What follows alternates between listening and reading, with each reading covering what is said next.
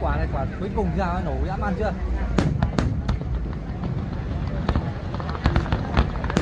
Sợ.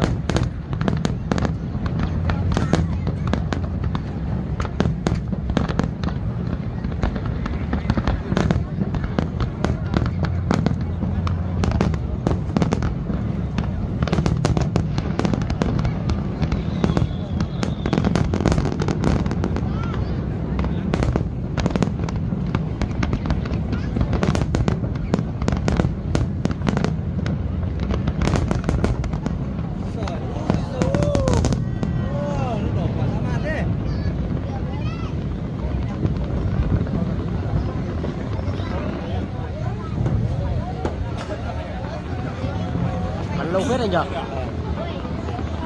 Con đi xem đi. Đi quay cho con xem lại.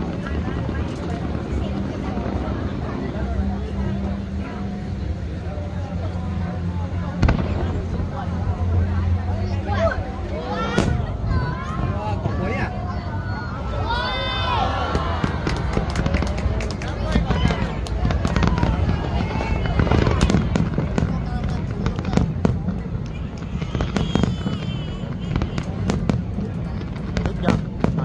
Tưng bừng luôn.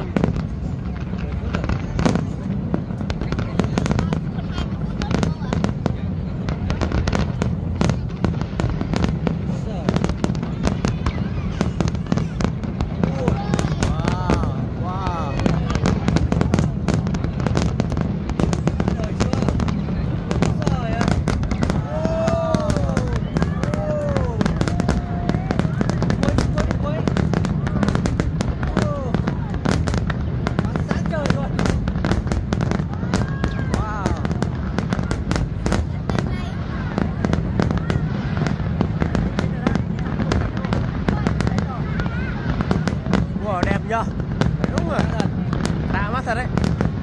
Đã mắt luôn.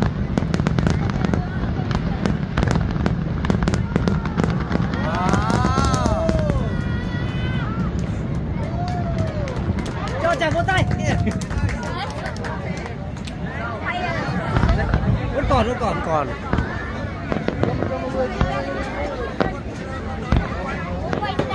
Không quay hết, yên tâm. Sẽ có chương trình xem lại.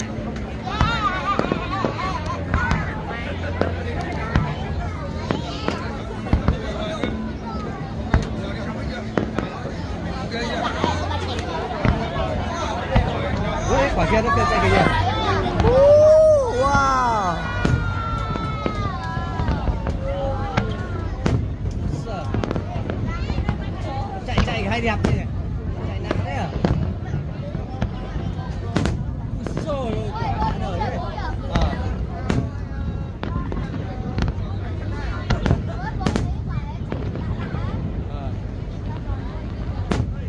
Sợ.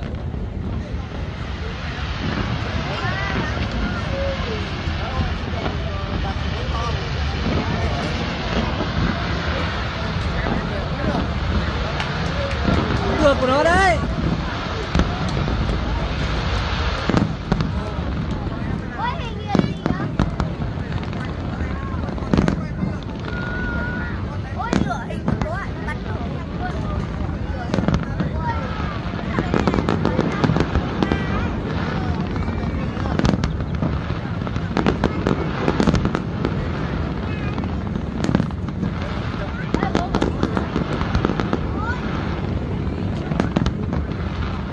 Nhìn mắt thường đẹp anh nhờ.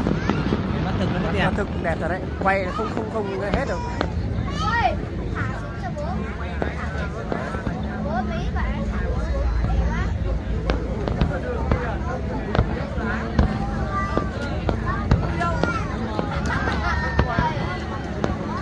Nó bị ảnh sang nước rồi kìa.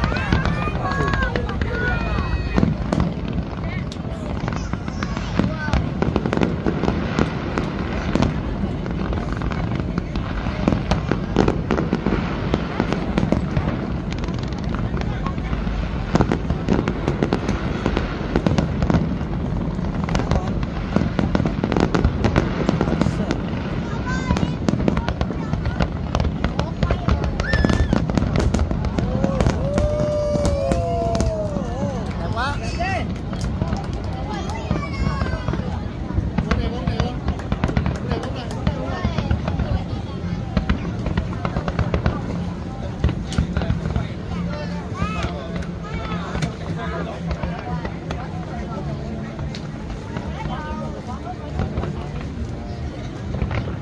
Bắn 15 phút. Phê ạ. Anh em uống xong một cầm.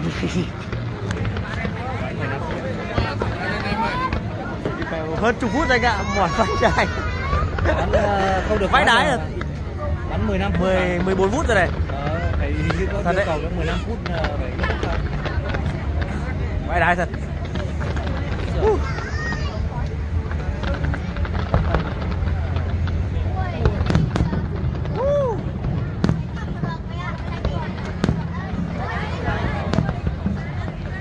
Trái tim kìa, trái tim kìa. Trời. Hình như có chữ nào đấy, số ấy. Để xem nó bắn ra số gì không. Bắn cái số.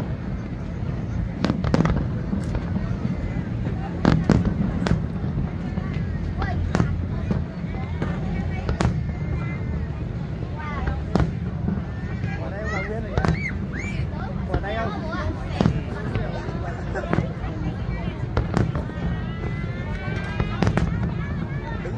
Đứng ở ngoài Bắn nó đúng để kiểu tay 3D tay luôn. nó đỡ.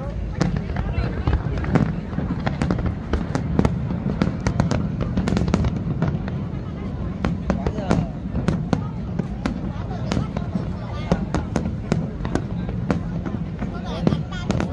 Bắn ở giữa sông kìa. Nhờ. Giữa sông luôn. Bắn giữa sông luôn. Bắn cả giữa sông luôn, sợ là số không à?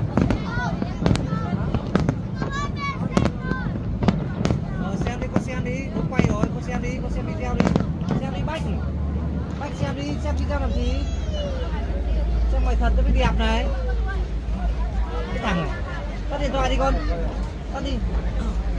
Xem ngoài đi. Cẩn thận ngã con đừng có đạp chân đấy.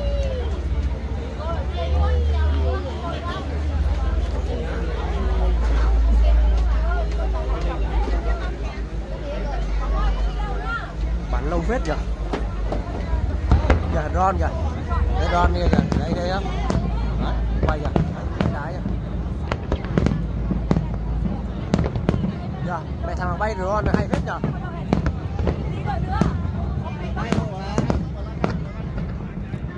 Bay lao kìa. Bay Ron kìa. Đấy.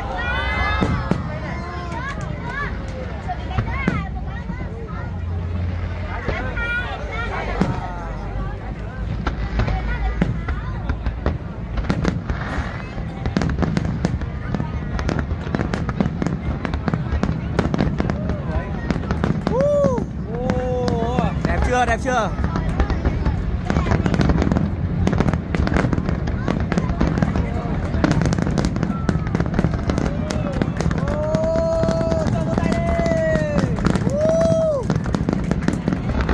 Đánh bầu trời nữa nhá. Wow.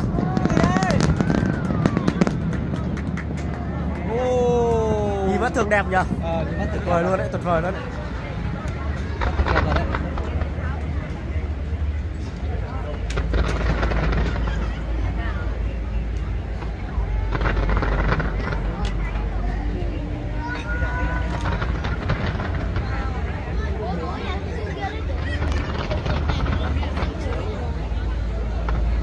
Nó bắn cả góc xa xa cho đấy kìa. Đúng rồi. Ở đâu? Nó phản chiếu ánh sáng. Nó tòa nhà đấy nha. Tòa nhà đấy.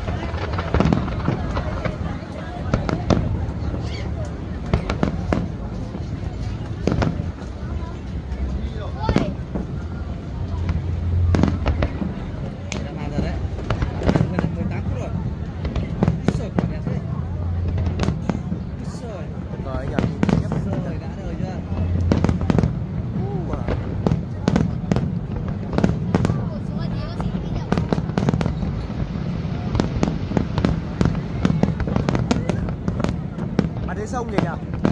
Bắn sông luôn đấy, đẹp thật đấy.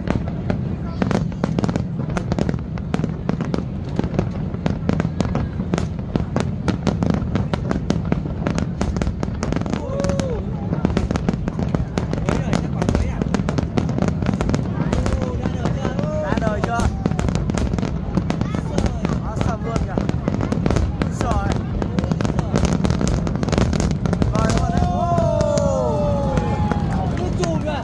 Đẹp chưa kìa? Cái đèn chùm luôn. Nước ngoài khác nhỉ? Tây ở hàng Tây nó to thế nhỉ? Tây. Hàng Tây nó to không ạ?